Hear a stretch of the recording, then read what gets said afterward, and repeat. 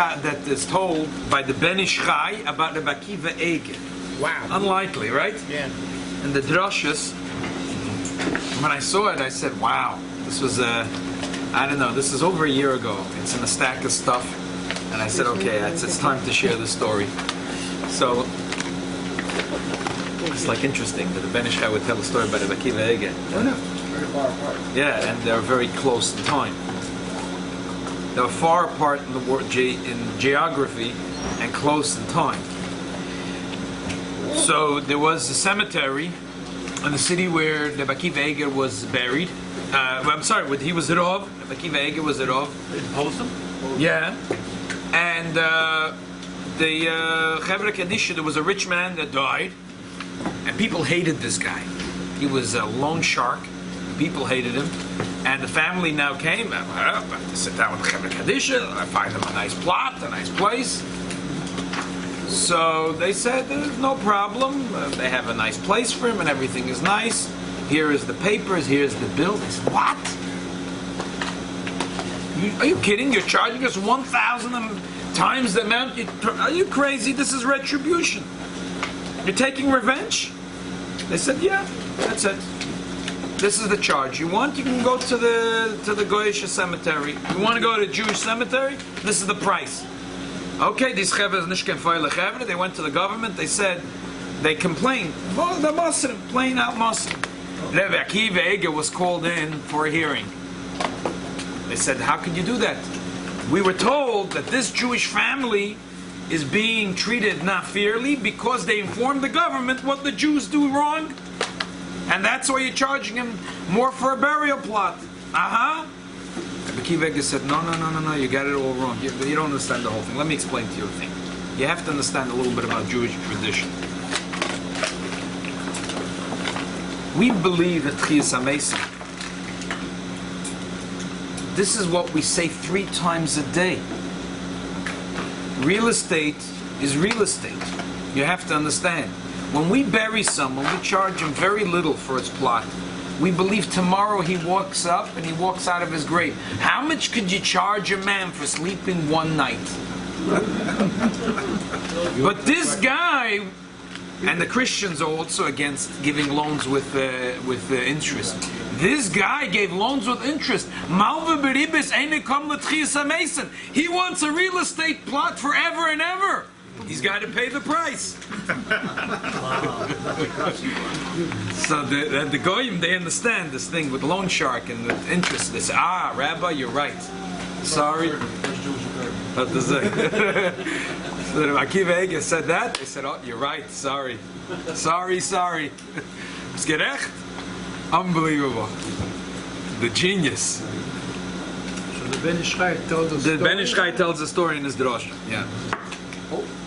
3 questions was asked to me last week Sunday after the shir by someone. Zorich is on the phone with us. Zorich, you're on, right? So, 3 questions Yid asked that is a sheilos to this week's Parsha.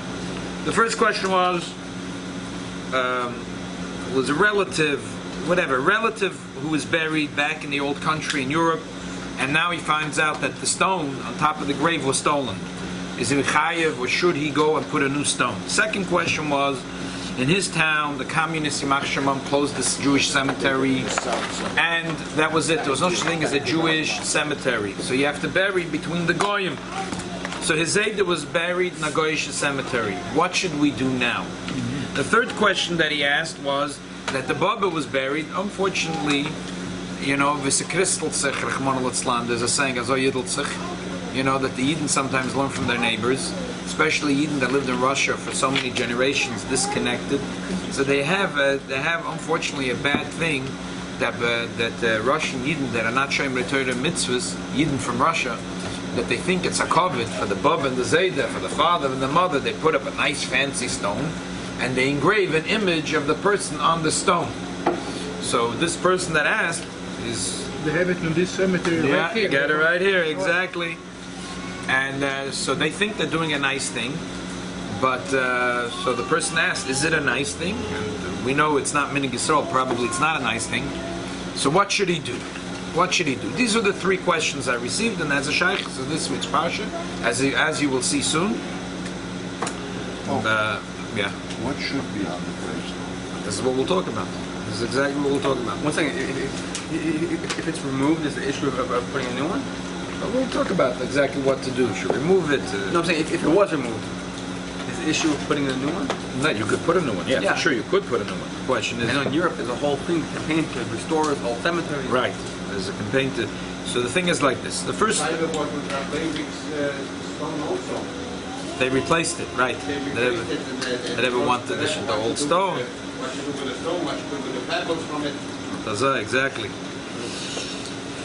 Okay. But is it also to have a? I mean, we don't do it. We don't. So that's the question. we I'm going to don't put answer. flowers either. I You know. know, but So I mean, this but is is why I it want to us answer. or up here? Okay, What so is this, I want to us? answer the shaila. There's a valid shaila. A shaila is a shaila, and we picked three shailas, and they were all three connected, and all have a shaila of this week's parsha, because it says in this week's parsha, like tikchu koifer lonos al ir miklote loshav l'sheves ba'oretz of mois hakoyin, and the Gemara says a makis.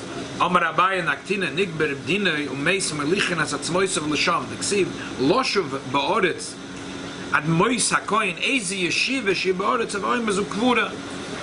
That if a person needed to go to Ir Miklot, not only he needs to be in the Ir Miklot, but he has to be buried in the Ir Miklot.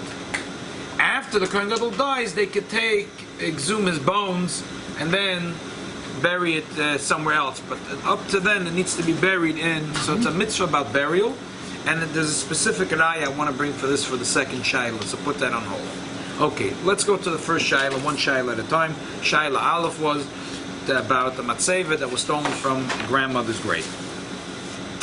So the Rambam says in Hilchas Eivel, Perek Revi Halacha Dala, that the mitzvah is a chofrim be'ofer ma'oris v'oisei kuch b'tzad ha'ma'ora v'koivrin oisei boy. It was the old style was that they made a cave and they buried in the cave.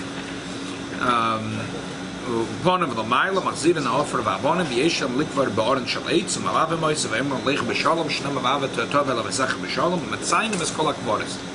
There has to be a gate around the cemetery, the pashtus, because the kohenim shouldn't stumble in that place and become Tomei. Now is the critical line I want to show you in the Rambam. Uboini nefesh ala keva, which is really in Yerushalmi. Pnei Moshe says it's a covet for the nifter, that you build a stone on top of the grave. However, tzaddikim ein boinim lahem nefesh al keva, they say that tzaddikim you don't build a stone on their keva. Why? Because the Torah that they learn is their zikaron. Believe no adam levakar akvoris. A person shouldn't go visit the kvoris. I don't want to go into this whole arichas if we should go to Kivri Tzadikim. Just to point out that the Rambam was here talking about the covet of the mace. That when it's a grandfather, father or mother, a person has a chiyuv to put a stone for their kovid. But at tzaddik, it's not their kovid to put a stone. You put a stone, you don't put a stone. It's not their kovid. Their kovid is when you learn their Torah. And if you're going to visit their grave to give them kovid, you're wasting your time. Better sit in the Beis Medrash and learn their Torah, and that's for them a bigger kovid. Now, if you have a problem, and you have someone Nachman Latzan Mishpacha who's sick, and they need a refuah shlema, that's not what the Rambam was talking about. They're not talking about that. You see what the Rambam was talking about. You don't need meforshim here. And Rambam was talking about building something on their grave and to visit their grave for their kovid. That tzaddik doesn't need that kovid. Is the Rambam's kever like that, or when he was nifter they did it anyway? I haven't been to his kever. Today tzaddikim you do build. But by the Rambam. By the Rambam there is a thing on the kever. So they did go like him. And there's a whole story with the kever. But it's at Bring Yisuna Minchas Aluzah that has another pshat on why by a tzaddik they build something around the kever. Not the same as a regular thing. What's the kovet? I think it's the kovet. I guess the kovet is that the Einik come there and visit them and Just to go with the plastic. yeah. That's the kovet. Yeah, that's the kovet. The pashtus. That's what Yerushalmi says. Isn't there something that says that the stone is where they rest? They come down and they rest. I don't know. It's Kabbalistic stuff. Just stick to the right now. At this moment, stick to the. I mean, the whole idea of putting a stone on the stone. Yeah, there's people that, but these things are not. There's nothing here even in Mefedish and Kabbalah something that there is, but there are such a So many. there doesn't need to be a headstone. It could be the head, it could be the foot. There's different minhagim. but they don't- Some will lie flat up, some lay No, down. but there needs to be one. There needs to be one. To mark it. Right, But other than that, there's nothing. right, right. Why the Rambam used the word nefesh? That's what I don't understand. That's a good question. So much That's seva, that's it's what it used to be writing. called. I know because there's a Lashon of Posuk somewhere that the stone on a grave is called a nefesh. Yeah. There's somewhere in the Tanakh. It'll come to you maybe before the end of this year. Now there's actually in Yeridea there's a Shaklataya. Most Rishonim hold that the covet for father and mother extends also to Zayd and Ababa. Alamai, your father and mother comes before the Zayd and the Baba. So if the person has a question that they stole the Baba's stone, if it's not that complicated to put a new stone, it's definitely a mitzvah. All over Europe today, this is a machla, unbelievable machla. Not today. I mean, this has been the oldest problem.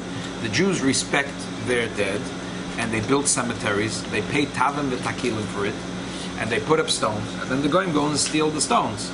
And this is an unbelievable problem. What do they do with it? So what do they do with them? They first of all they like to desecrate the Jewish honor. So then they like to build roads with it. They like to build churches with it. So you go all over Europe, you can find buildings, and you say look at a building. I'm not kidding you. So I took pictures of different places in Europe. You see a house, and all of a sudden there's a stone. Poi Nikvar Chaim Ben Moshe. You looked, all over. Befrat churches. They have like, as if there's not enough stones, dafka these stones, but you see it all over. I have pictures. It's in the most random places you didn't know Jews lived there, b'chlal. So when I go to and I travel, I like to go sometimes. I want to pick up some place, not that it's popular, like So sometimes I hit gold, sometimes it's got nothing. So this time I said, I'm going to go to Greece and Turkey. I want to go to Saloniki. Saloniki was called Ir Ve'ein B'Yisrael. It was called Yerushalayim. Just like in Lita, they called Vilna Yerushalayim de Lita. They called Saloniki Yerushalayim.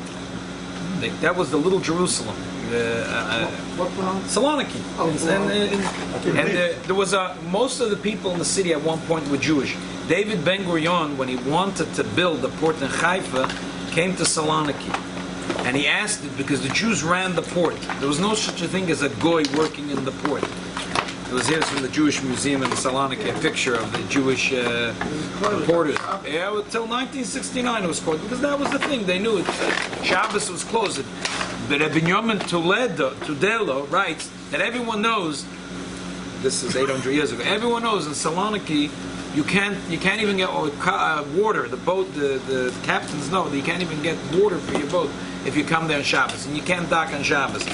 This went on for hundreds of years till 1969. They even already went out there, but that was a day off on the docks. That was it. The day off was a Shabbos. There was no Jews left there.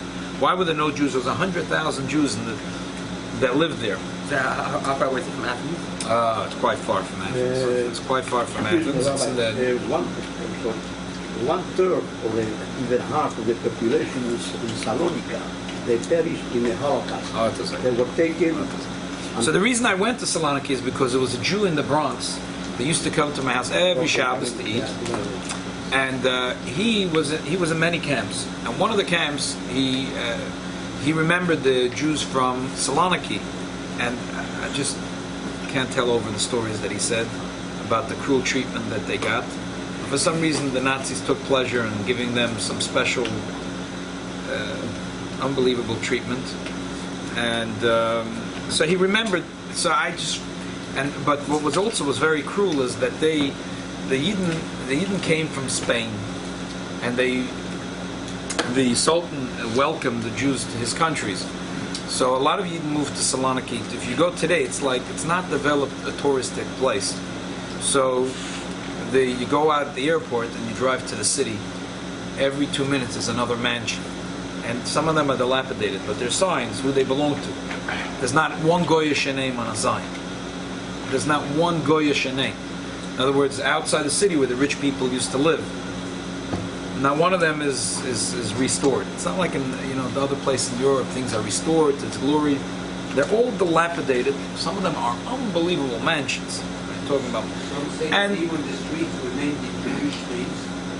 but today not. Why? Because mysteriously a fire broke out, which In the 1920s. right, and because they wanted to get rid of all the Jewish Geselach and everything.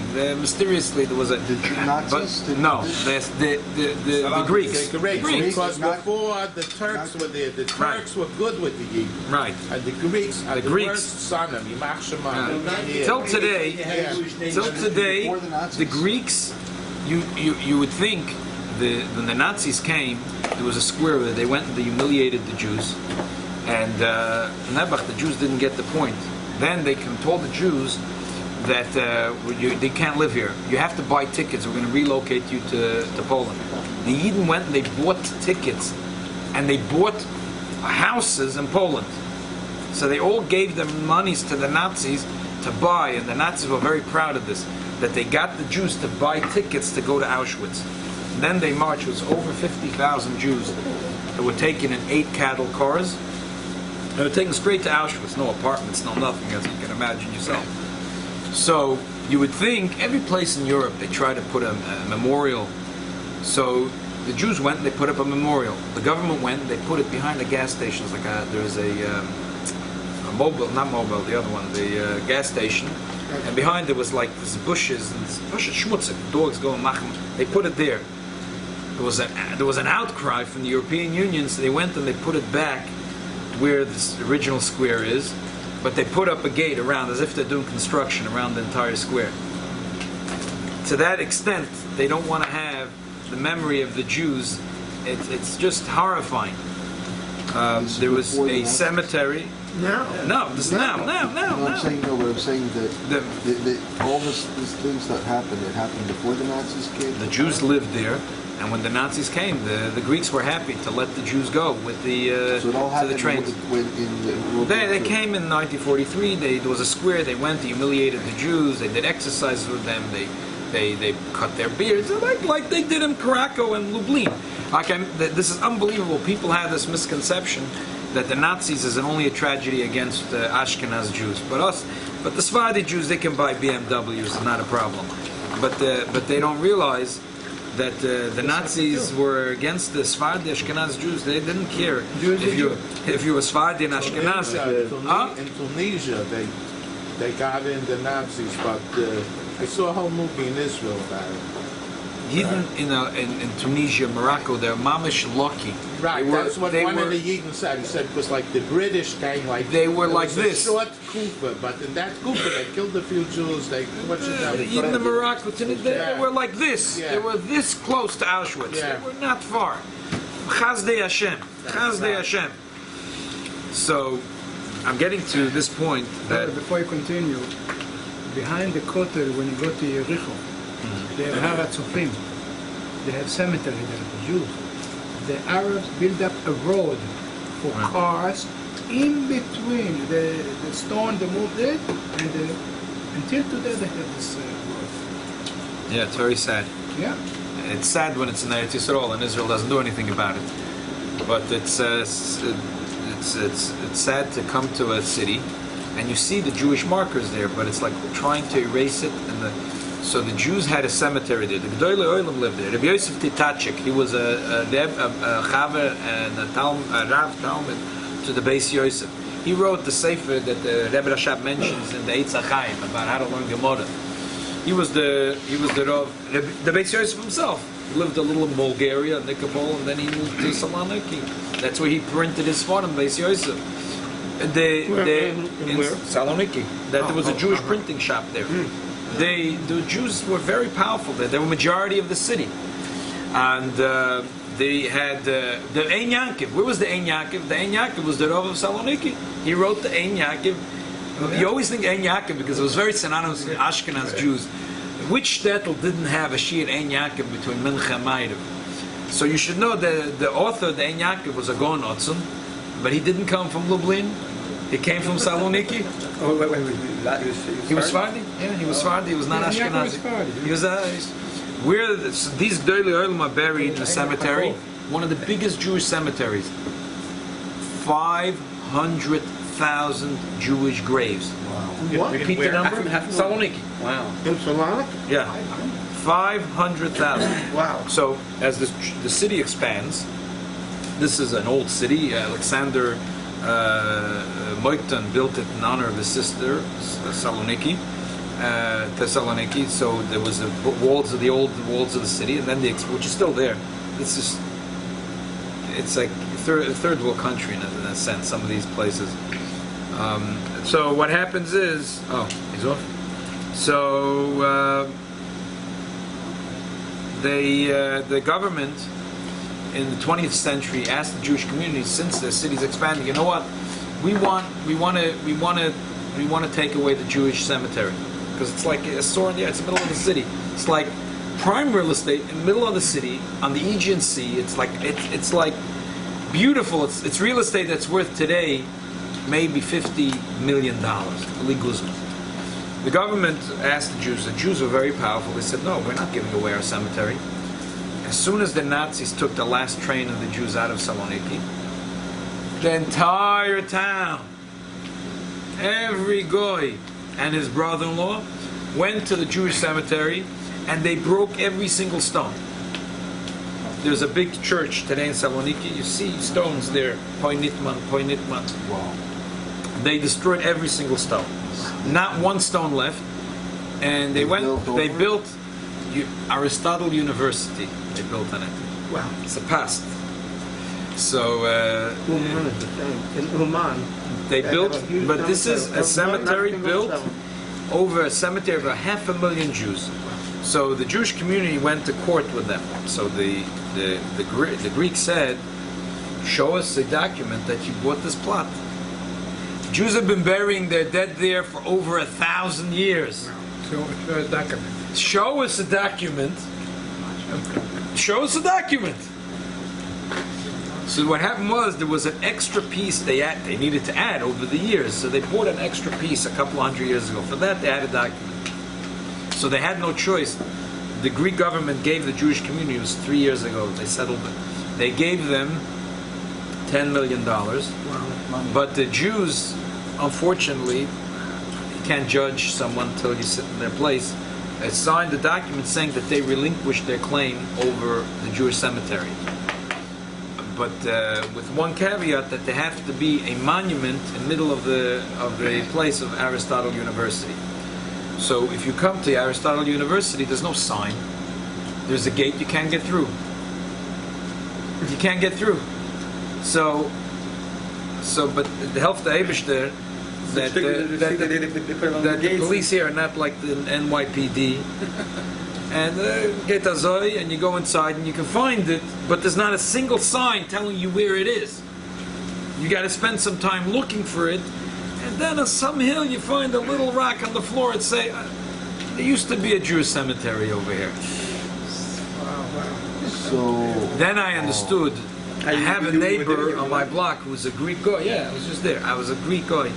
And he always used to tell me, we used to, it's like in many places in the world. In Greece, there was, every town had Yidden. Yidden were merchants, they ran the business, because that's the way the Turks set it up. That's why the Greeks hated the Jews, because a lot of them were tax collectors. And as soon as when the Greeks, they're not Israelis, the Greeks and the Turks, when they had the First World War, so 500,000, the Greeks went in the most cruel way, took 500,000 Turks and kicked them out of their country, and the Turks returned the favor. No one talks about it. When Israel made their independence, all the Arabs kicked the Jews out. That's what countries do. There was an equal amount of Arabs living in Israel as Jews living in Arab countries. Every Arab country expected that Israel would return the favor and send every Arab out of Israel like they sent every Jew out of their countries. If Israel had done anything remotely that way, we would today not have any problems. Back to my the grandfather, Alav Shalom, Yeah. the Shofet of Ben Ishai. You know the story how he became very rich, one of the richest guys in Iraq. When they left Iraq, left Iraq. They left with suitcase, with a couple of underwear, a couple of this, couple of that. But they didn't let them even sell the houses. They had houses, they had stuff. They had Unbelievable. and my mother, Alessia, used to tell us that there were 12 kids. Each kid has like 5, 6 mates. One just take them to school, one get them dressed. They were so rich. The Rebbe was so hurt by it. The Rebbe said in '67 when they won, the Goyim expected that the Jews will. They were saying Itbach al Yud. They expected that Jews will return the favor. The Rebbe said, why couldn't they just pull up with buses and give them $100 bills, bring them all over the Middle East, not chas v'shalom to kill them in air-conditioned buses. They would jump from joy, pay them a couple $100 each family, and drop them off half here, half there. But maybe they wouldn't be accepted. Of course they wouldn't be able to. Not in the That's not aftermath. Israel's problem. Israel, not in '67 when they won the war. They won a war. So They won a war. They won a war. That's the problem. Israel didn't realize they won. They won, but they didn't act as if they won. In 1951, 250,000 Iraqi Jews came to Israel. But like you said, penniless. 250. They didn't come to Israel. They were kicked out of Iraq. They gave them 2 days. They gave- you know what yeah. 2 days? So back to my neighbor, my Greek neighbor. He always told me how much. Oh, the Jews, and the Jews are so smart. The Jews are so rich. You know when a guy says that. Yeah. So I used to have a guy sell him the chametz, Mexican guy. So he used to do he's a handyman, and then he moved. I'm a chapratzora. I need a guy. So I had a guy across the street in Italian. He says no problem, but he goes to work 5 o'clock in the morning. I'm going to get my order of Kabbalah and sell at 4 o'clock in the morning, yeah? And what's with there's always that one schlepper that comes at 9 o'clock to sell the chametz. It's never failed. Never happened a year that it didn't happen. It happened sometimes that that a couple of schleppers called up after the guy left the house.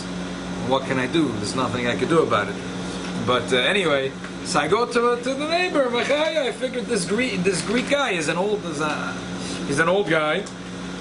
Was nicht. He said, he like right away was like, he said, no, I don't do business. I tried to explain to him about selling chametz. It's not that complicated. No, with Jews, I don't want to do business with Jews. They're too smart. He's going to sell his house to you. Yeah, my friendly neighbor, he's waving to me every 10 years, every day, he waves like this. And the Jews are his good friends. Okay. Let's quickly get to the halachas here. It's a big mitzvah to if someone has takim family and they steal the stones, to if a person could replace the stones, a mitzvah. If it's a mitzvah ad kedekach, probably that's a good shayla. By the way, are you aware that in Israel, the biggest troublemakers are the Greek Orthodox? Oh yeah, oh, sure, especially in the old city. Biggest yeah. troublemakers. Second question. Communists closed the cemetery, and the Zayda was buried among Goyim. Okay, so first, Gedolei Olam we're talking about it. Really, you know that Ma'oz and Mekedem were Jewish cemeteries. I remember when I was right off in the Bronx, there were Jews. Just about, there was a guy I used to see him for only once a year. Oh, Mr. Brod, Ahol Yom Kippur, he davens, I get davened, I got Polish Yid, and get that shiny. Only Yom Kippur. Chas v'sholom, you wouldn't catch him any other day in the year. But there were people that even that nation. There was a guy I used to try to. He had a license plate, Schmaltz, and over there's everything's apartment buildings. You have to rent the other. So I had a space not far from him. So I wanted a Yid to be Mekad of this guy. He doesn't even come Yom Kippur. If he's Schmaltz, he has to be a Jew, right? It's not a goy with a license plate. He wouldn't play a goy to have a license plate Schmaltz. Finally, ich bin gehabt den Tag. So, Shalom Aleichem, as a Schmaltz, what's the Schmaltz? Rabbi, I love Schmaltz. Schmaltz is my life. Sounds Russian. No, he was American. But go on, but Rabbi, he belongs to society. He's going to be buried in the Jewish cemetery. Alam gewusst, Ada Yom Hazeh. There's Jews all over. They came to America even if they didn't keep any mitzvahs, but they knew they came to America, they have to belong to society, because chas v'shalom to be buried among the goyim. This was a midah toiva, something unbelievable thing, I must say, about American Jews, as far as they went, but they knew that they have to be buried among the Yidden.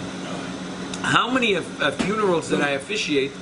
Halavai, I had such a choshev plot. People that my shul, that are buried close to the Rebbe, that are buried, I officiated funerals not far from the Tzion HaKodesh.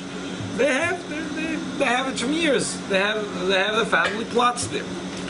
So they came along in the time of the reforms, and they tried. One of the things they tried to do, they tried to say, we could be buried among the goyim. Gedol Yisrael among gestanden, and they were matzliach to crush that thing, that notion. There's Sheilos, so you see Sheilos Truvus in the Chassam Sofer, Talmidei Chassam Sofer.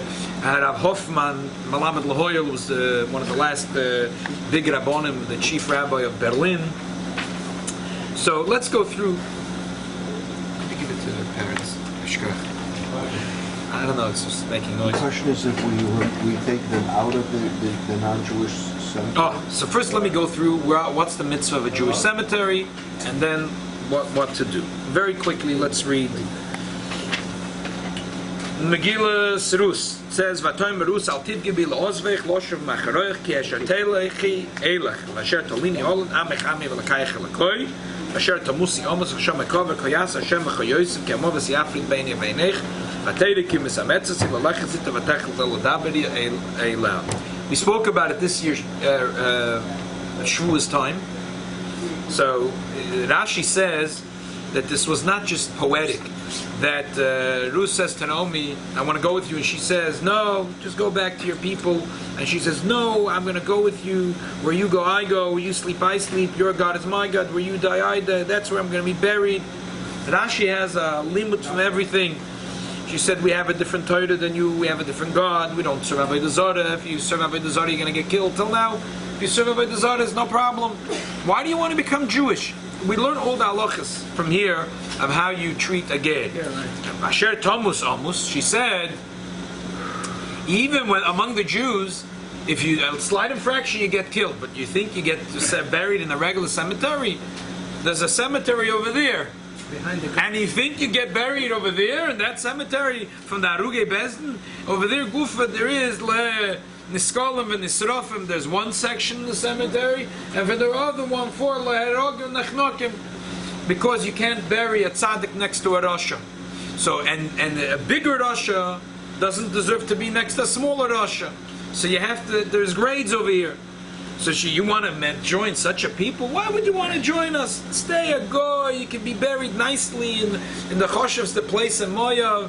Among the Jews, you get buried. The Rechaver Kaddish went. He was a Shoyim Shabbos and not Shoyim Shabbos. And the Lubavitcher Rechaver Kaddish wants to know which chita did he eat. Did he grow a beard? What do you need that? Stay a goy. Go to Moyav. Okay. White children has to be buried on the side also. I went to visit. I saw children. Yeah, but leave that aside. So that's what she told her, and she said. By the way, the Shlomo Kluge has a beautiful word based on Rashi. She said, Shlomo Kluge says, "Basher Tomus Amos." Rus answered, "Where you die, I will die." In other words, I want to die like a Jew, even if it's humiliating, and I'm considered a Rasha, and they bury me in the cemetery with the Rishaim. That's the way I want to be buried. The Shama Kover, that's where I'll be buried.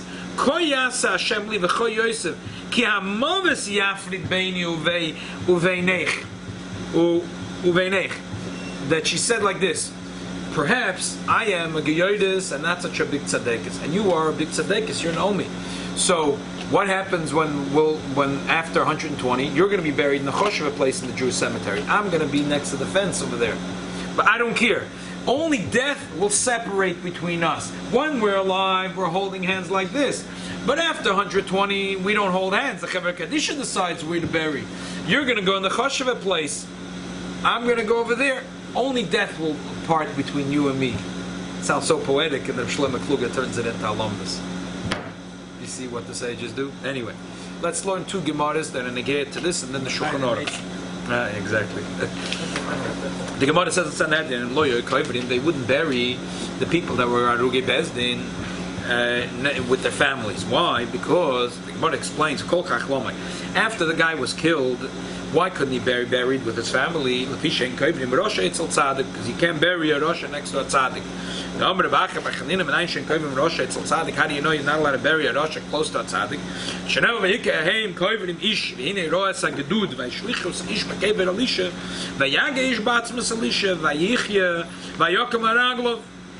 It says that after Elisha died, the Moav used to come every year and try to attack the Jews and steal from them. And the Jews were in the middle of a burial procession. And all of a sudden Moav was coming with the Gedud, the army. They have to go and defend themselves. They were in the middle of a funeral. What should they do? Leave the dead man there? So they opened up the cave of Elisha, which was easy. They just opened up the cave and they threw this guy into the cave, and then they ran to get their ammunition. And as soon as he touched the body of Elisha, there was Tchias HaMeis. There's a machlokes among Chazal. Some say that this guy, no, Elisha, the Talmud of Eliyahu, the prophet. Some say that this guy went home, he got married, and he had a son. The whole story. The other one said no. He walked out of the grave. He lived for a couple of hours, and then when the Moav left, he died again, and then they buried him. So go back to the Gemara. The Gemara says,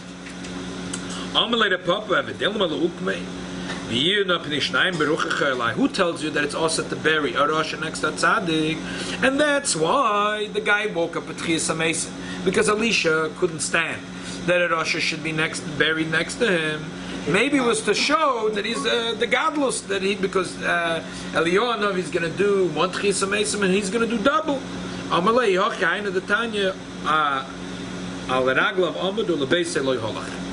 He says, no, I agree with, there is a Brais that says that the guy woke up Tchias HaMeis, but he never went home. He got buried somewhere else. It was a someone that was a convict, right?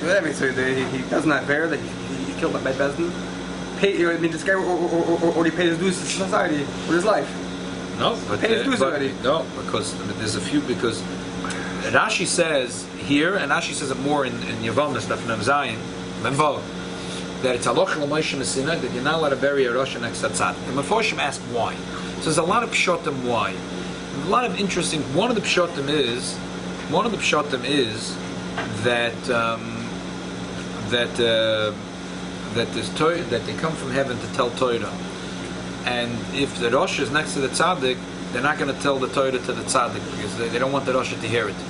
So therefore you're not allowed to bury the Rosh. There's a beautiful tshuva from the Shlomo Kluger, where he says the goyim have to realize that when they don't, that it's not that the Jews are elitists and don't let the goyim be buried among the Jews. If a goy should be buried among the Jews, that goy will never have eternal rest.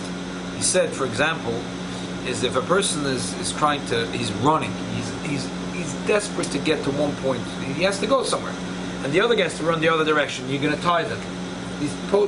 Not one person will be in agony, both will be in agony. A Jew has one destiny, and the goy has a different destiny. Shlomo Kluger obviously wrote this in a tshuva because whoever was receiving this tshuva either needed to explain this to the government officials, or he was scared about the censorship. So he said that this is not good for the goyim. It's not good for the goyim to be buried. It's bad for the Jew. It's bad for the goyim. So there is one more Gemara. Let's quickly learn another Gemara, and then we'll talk about the tshuvas of the Malamed Lahoyel, of Shlomo Kluger, and the Minchas Elazar. The Gemara says in Makkas, the people said bad things about this Talmud Chacham. If I put him in Chedem because he's doing bad stuff, but the Rabbanan need him. He was a moedik Talmud Chacham, and he could teach Torah unbelievably. If I'm not going to put him in Chedem, then it's a Chil Hashem. So in other words, he's above the law. He's a Talmud Chacham, so he could do bad stuff, and that's not right. It's a Chil Hashem. So what should I do? Did you hear something about this issue? Yochanan said,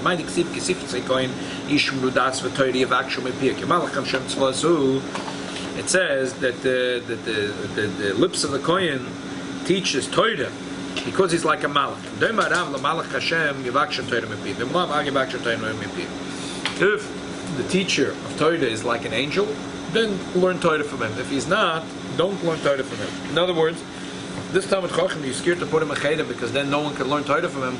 They shouldn't be learning Torah. If he's a bad guy, even though he's a big Talmid Chacham, if he's doing Avedis, they shouldn't be learning Torah from him.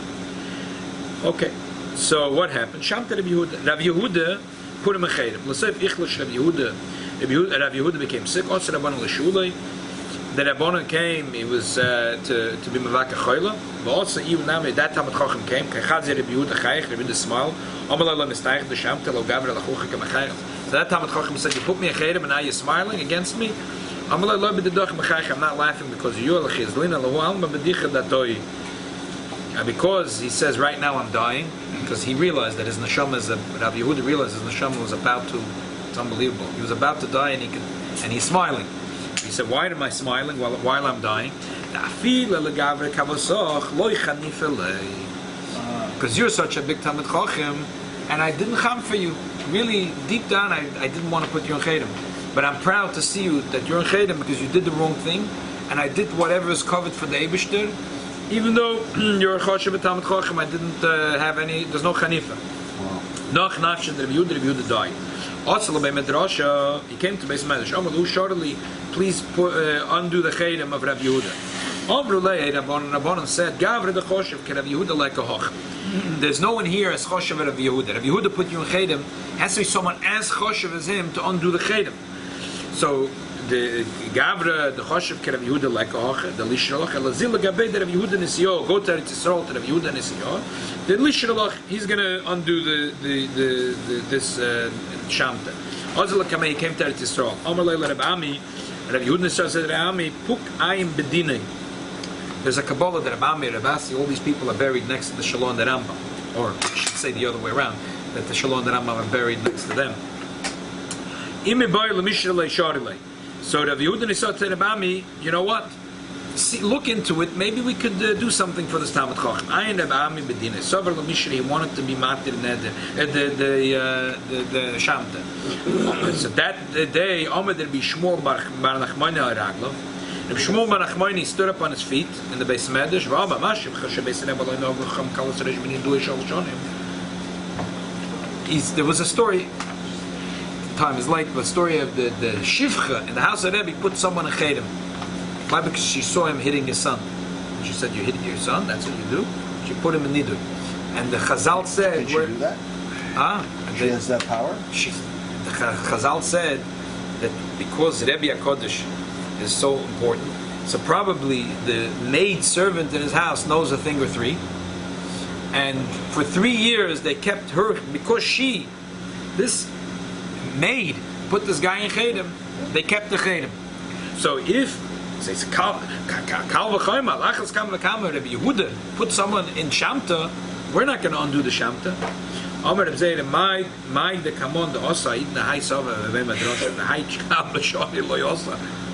Rabbi Zeir said, "Wow, this old man didn't show up in Beis Medrash for a couple of years already. One Wednesday he shows up."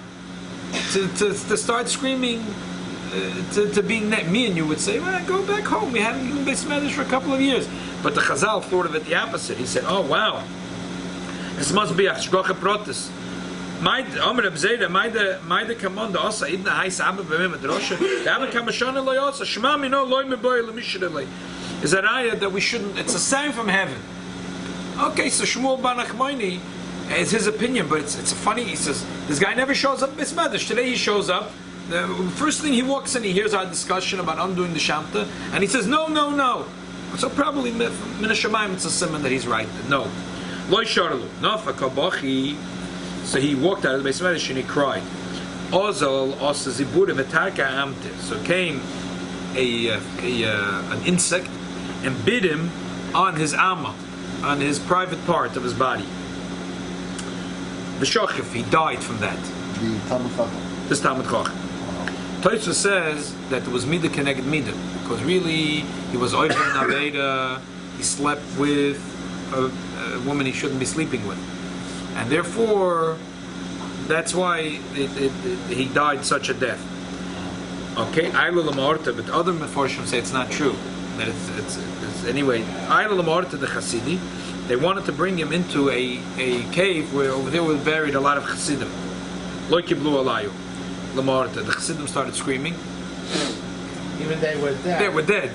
They said, "Aros, Shakin said us." They said, "No, we don't want to have him here." Lamar to the Daini v'kiblu it was Dayanim, so they were makabel him. So the Nichas Luza says a lot of pshatim back and forth, but one of pshat he says they let him in. Who? The Dayanim, because the Dayanim sometimes and Nichshul and Shoichat, so they said, you know what, we're not that great. He's not so great. Let him. He wants to come here. He can come here.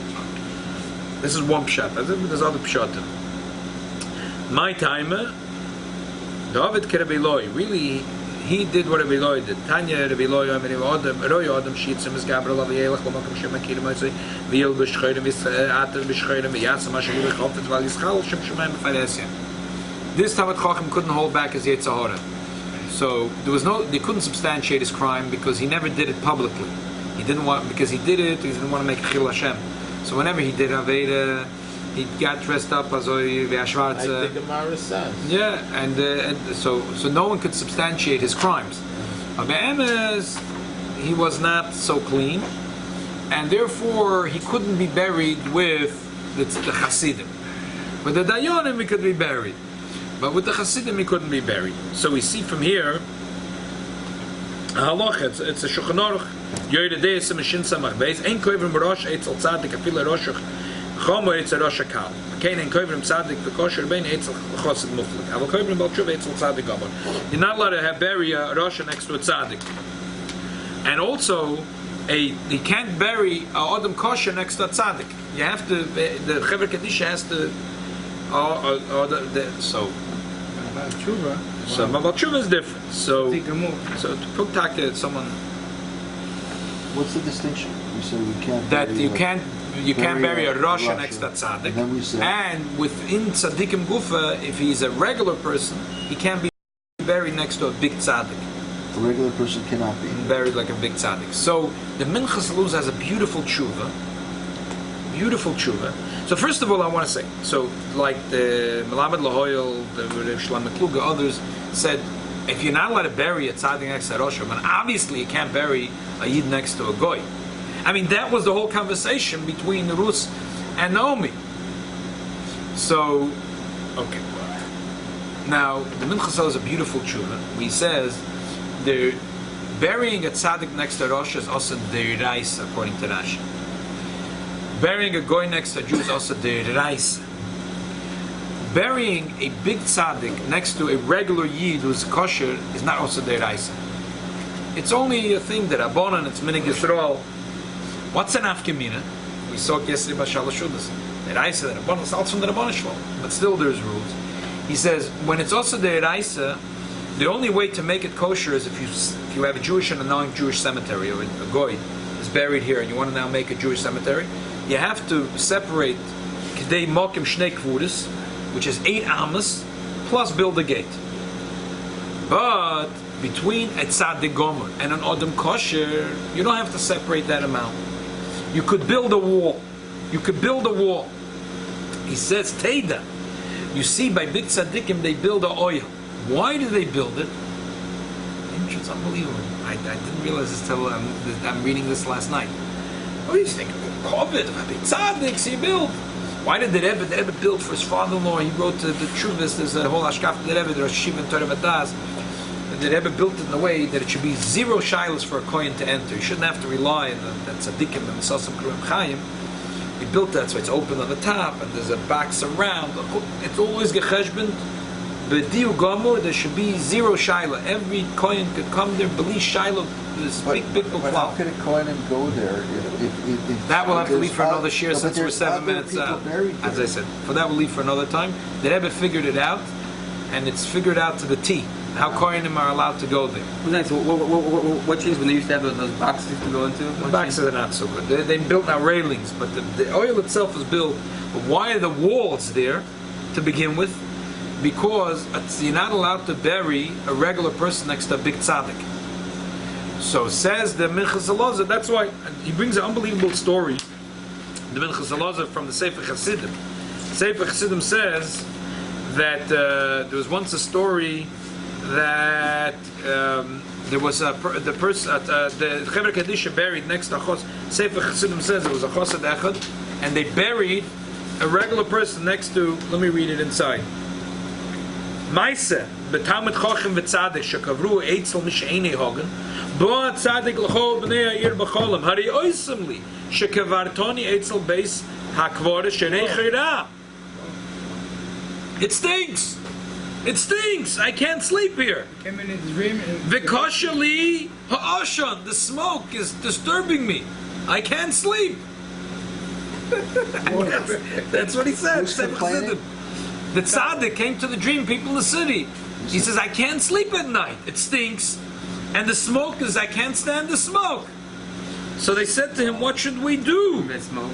Because the other guy's maybe a little bit ahead of him. I don't know. Okay.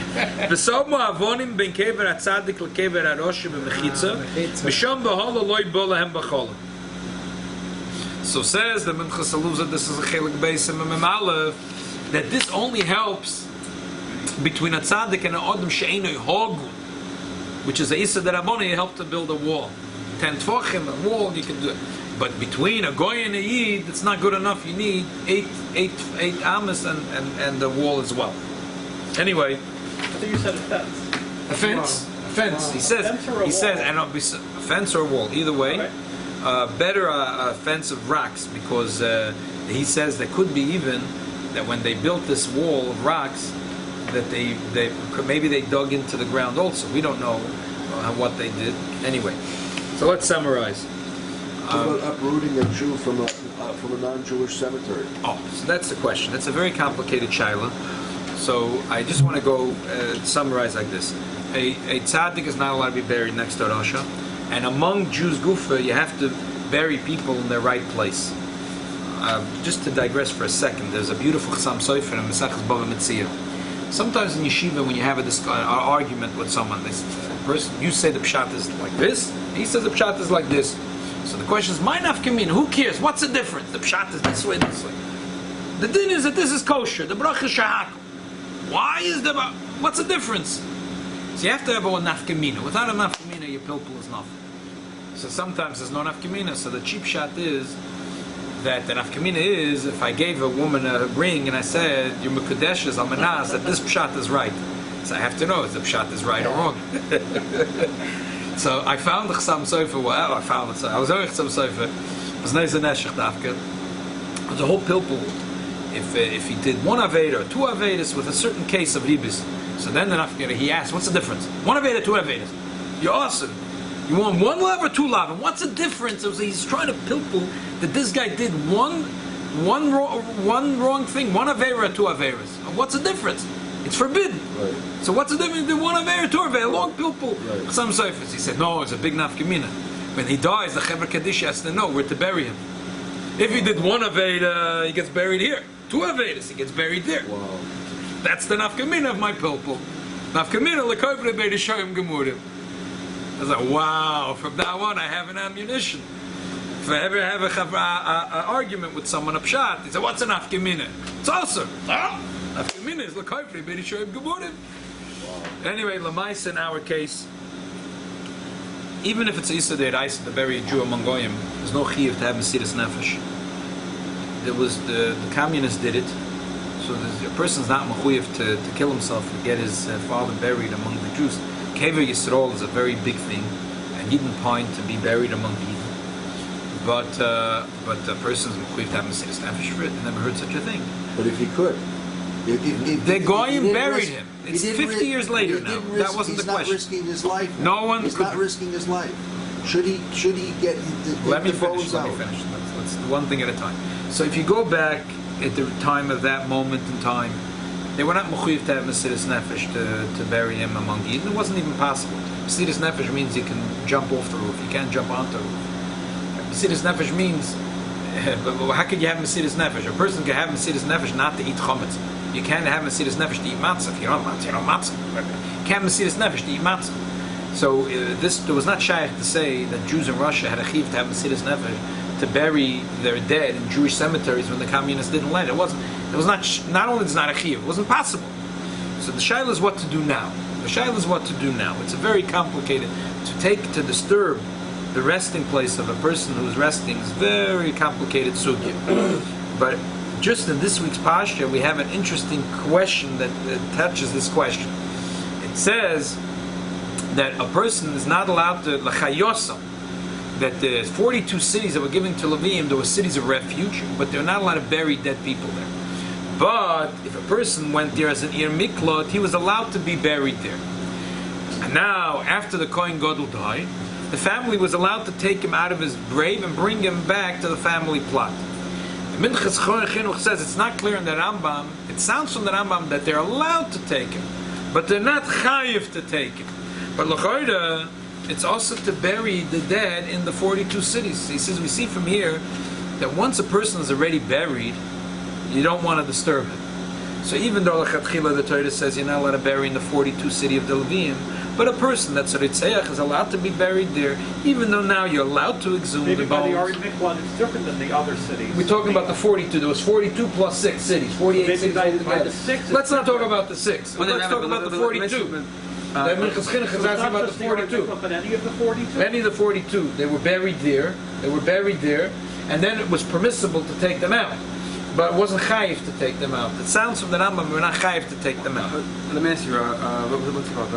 Yosef the Tzaddik requested that his bones be exhumed Okay. and be transferred. So- and it wasn't complex. He said, yeah, we'll do it. And it wasn't so Okay, complicated. It makes a difference when a person chetchila makes a tanai, Oh, that's what it was. or it was done b'stam. In general, this is it's a very complicated sugya, and it might not even be feasible. But for sure, it's a good idea if a person could make a fence around the cave that at 10 tefachim. That's usually not that complicated. Yeah, but they also, I'm sure the government wanted him buried there. And the government Yeah, that was The Sheilos is that the grandson is asking now. So I think the simplest eight is to build a fence around it. But It doesn't have to be from rocks. It could be metal, and it could be done. That may cause even now if it's still the Goy cemetery. They don't care. They don't care. I heard from the chief rabbi of Tzfas. Yeah. He's the son from Eliyahu. Yeah. A couple of months ago, the terrorists in Mashima want to make a big bomb in Moscow. Huge. And the Mossad, Israeli Mossad, find it. So they went to the Russia, and Netanyahu calling Putin and told him this is going to happen. The Russian, no, you told him, yeah. But they found the attack the minute before it was happening, quietly. So they save a lot of. So Putin called Netanyahu and said, "Come to Moscow, I want to give you something." So they said, "Okay," and then he said, "Okay, now one-to-one favors the way it works." So he said, in Yom Kippur War in Syria, there's 7 bodies that buried in the capital in Syria, and we tried a couple of times at night, this, nothing woke up. Now you have connection in Syria because you're very strong with that. How about bringing this body to Israel? So he said, why did this body that died 30 years ago? What's the difference? He said, to us, a dead body is worth so much, you can understand it. And explained in the Sheilos that soldiers, we train them that in the war, you have to go after the dead body very strong to bring it to Sheva Kur and Israel. Like he says. It doesn't make sense, but if you want to do it, and you call it general, and it says, either you bring this body to Israel or you die in Israel. You can't come back and say, I can find it. That's a strong Either you bring the You body- go to Syria and find this with the body that Netanyahu won, and bring it to Israel. Or you're going to be in this cave. There's no coming back and say, I tried. There's the other side of the story, by the way. The other side, by Shiva, the other side of the story that the family was saying. Right, and then finish. That's another story. The punchline. The family. Okay, tell you if I finish it. So, Kacha, they found the bodies, they wanted to saw the Metakvur, it was a big deal. Shiva, also maybe they said Shiva. They said, Shiva? Yeah, of Yeah. course. Boy, it's 37 You years. said Shiva? 37 Let's years. finish the story. So the chief rabbi says that he also went to Menachem Ovel, and the daughter says that the family from this guy, one of this guy, always talking bad about Netanyahu. Why? Because they always support him to do something, and it's always no time. I'm busy with this and with this. Tomorrow. So they talk Lashon Hara. So they decided not long ago, let's stop talking Lashon Hara about Netanyahu. It's not in our hand, let's stop. And once we decided to stop, look what happened.